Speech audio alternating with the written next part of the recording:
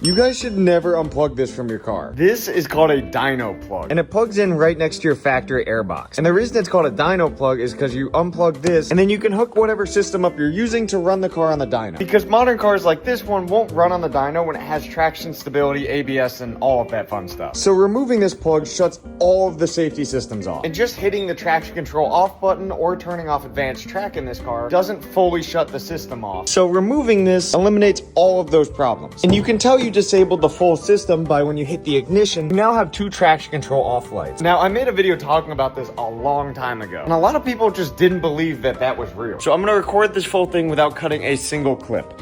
As you see, I have plugged everything back in, so if I go inside the car and simply just hit the ignition, wait for everything to turn on, I now have traction, stability, and all of that stuff, and if I hit the traction control off button, just that side comes on.